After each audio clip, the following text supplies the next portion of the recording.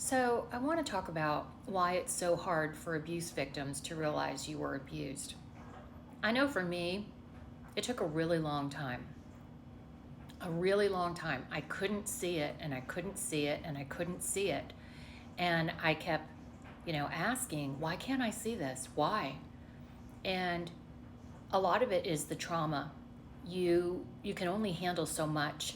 Your brain can only handle so much. And once you begin to realize how abused you were, that's when the anger comes in, severe anger.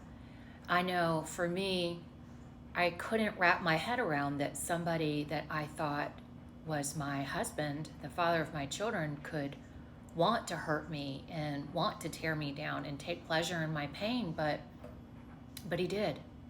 And I think part of it is moving into acceptance of who you were with. And I know it's difficult because you fell in love with a certain person and you thought that they had morals and values and character. And then when you find out they don't, it's crushing. It's crushing in many ways. It's that how could you have been so mistaken? How could they be what you thought they were and then turn out to be something else? And then you blame yourself.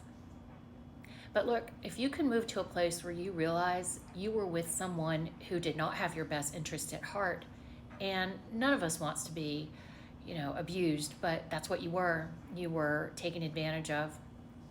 You were lied to. You were gaslighted.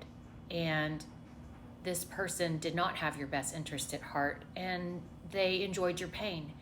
And it's hard to come to terms with that. It's very difficult to see that you were abused by someone. It's the same as, and I know it happens to men too, but I'm going to give this example. A woman that gets the holy living shit beat out of her, and she goes back to her abuser and says, well, he didn't mean it, or he apologized, or if I hadn't done this or that, he would have never done that. And that's what your abusers do to you. They tell you, that you made them do it, or if you hadn't done this or that, they wouldn't have done it. That's abuse. They don't take any responsibility for their own actions. And at the end of the day, if you compare the two, you weren't the one lying and cheating. You weren't the one manipulating. You weren't the one talking behind their back. You weren't the one hiding. You weren't the one being dishonest.